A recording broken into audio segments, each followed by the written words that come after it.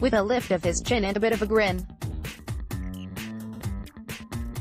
Without any doubting or quiddit, he started to sing as tackled the thing that couldn't be done, and he did it. Edgar guessed, I've always believed in the adage, actions speak louder than words. I've never been one to seek guidance from commercial catchphrases, trending tweets, or song lyrics. But Guest's poem did make me smile. Whether it was the playfulness of the verse or just the simplicity of the message, it spoke volumes to me. Easy, right? Well, maybe for Edgar, but not so much for myself. Laden with insecurities, fear, and self-doubt, I've often felt paralyzed to confront obstacles, the largest being happiness and self-worth. In the past, when my mom saw me down or struggling, she'd often ask, "Are you happy?" or "What would make you happy?" These were scary questions for me, because I had no answer. I would always just say, "I'm fine," and quickly change the subject. To be honest, without looking up the definition, I couldn't tell you for sure what happy means. I guess it means something different to each of us. I wanted to be successful at a career and in a relationship. Both were at a dead end. I didn't even know which to tackle first. I was embarrassed to try to date because I wasn't successful career-wise, so I stopped. I didn't want to end up dating someone and getting my happiness from them, only to be depressed again when the relationship ended, so I knew I had to focus on myself first. Still, that proved challenging. I am the king of to-do lists. I single-handedly support the post-it industry. I used to approach each day the same, with a list of things to do. I would go to the library straight after work and pursue my list. Then, as I stared at it, fear, anxiety, and confusion would set in. My list was filled with tasks to help me fulfill my goals of a career and life I could be happy and proud of. But as day turned to evening, I'd feel a sense of despair as I heard that fateful announcement, 10 minutes till close, since again, I'd gotten nothing accomplished. I would head home and try another feeble attempt at staying up all night to get more done, to no avail. This would go on for several days, months, even years. After reading Guest's poem, I knew my biggest problem was that my goals were not clear. I knew I had the determination and want. My search for self-worth led me to win a fitness competition, act on stage, do charity work, run marathons, and even a tryout for a professional baseball team. Those accomplishments made me happy for the moment, but when they ended, I was back to feeling depressed, sorry for myself, and mostly, just lost. Nothing seemed to bring me the sustained happiness I searched for. That is why I felt safe when I was cast in a show. It gave me a 3-month hiatus from being myself.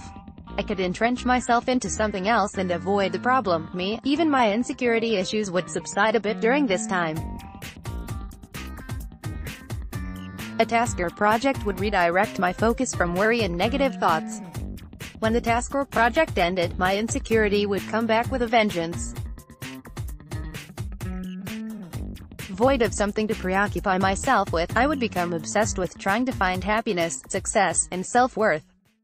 The problem was that I still could not define what happiness was or what it would feel like. The more downtime I had, the more negative my thoughts became, and the more depressed I felt. It was a vicious cycle. My biggest fear was that I wouldn't be able to hide my depression from the people around me. I was constantly putting on a joyful, joking persona. You know, tears of a clown and all that. Then one particular evening everything changed for me, and not for the better.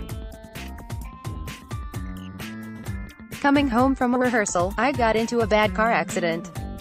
Luckily no one was hurt physically, but I was damaged emotionally. Before the accident, I worried about everything except for time.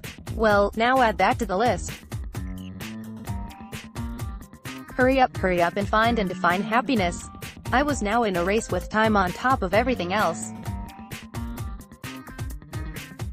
So often you hear these life-threatening moments cause people to step back, smell the roses, and appreciate what they have. For me, the incident made me more reclusive and more worried that I would never find happiness. I turned into a glass 3/4 empty guy and frequently felt embarrassed because I had to ask friends and family for rides to work and rehearsal. As someone who does not like to rely on other people for help, this was very difficult for me. The one trait I do possess, for good or bad, is the ability to compartmentalize things. So yeah, I pretended the accident never happened. Big mistake. I never talked about it. Most things I can hide and just sweep away. In the days that followed the accident, the one solace for me was exercise. In good times and bad, a workout could always lift my spirits and make me feel I could achieve anything. It provided a sense of clarity. After several unsatisfying jobs out of college, I took a step back and simplified my cloudy goals. I had a passion for fitness and impacting people. I started thinking about helping people in a health-related capacity. A friend of mine was an athletic trainer, so I volunteered at his office. I enjoyed working with people and hearing their stories. More than the workout, they enjoyed having someone to share their stories with. In fact, I could not believe how much they would open up. At one point, I thought I would never tell a stranger all of my deep secrets. Then I realized that to them, I wasn't a stranger.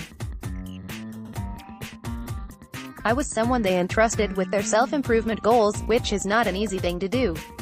They would say, "I look forward to this hour." It gave me a feeling of purpose. So I got my certification, walked into a health club, and became a personal trainer.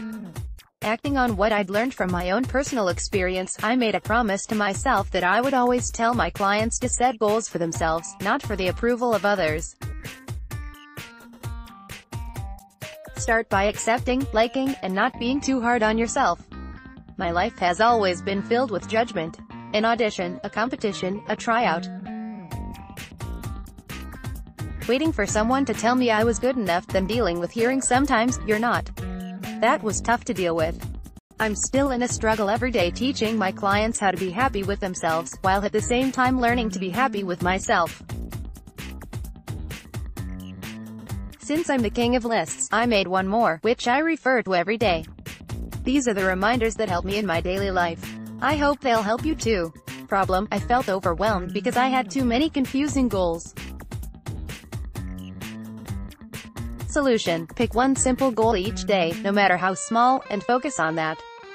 Problem: I felt bad because I focused on what I hated about myself and how happy and successful other people were, while I struggled to find direction. Solution: focus on something I like about myself every day. Problem: I was sedentary. Inactivity breeds depression. Solution: move. Being active relieves stress, boosts your mood, increases your energy, and provides clarity and positive energy. Problem: I felt alone because I never asked for help. Solution: ask. People care. Problem: I withdrew from family and friends because I wanted to hide my problems. Solution: open up, even if it feels hard. Talking is great medicine. It's still a battle every day for me. I still go through bouts of anxiety, self-doubt, and insecurity, but each day it does get better. It's helped that I've learned to appreciate my family and friends and be more open with them. Maybe that's what happiness is, making a little progress every day, spending time with people you value and trust, and finding the courage to be honest with them.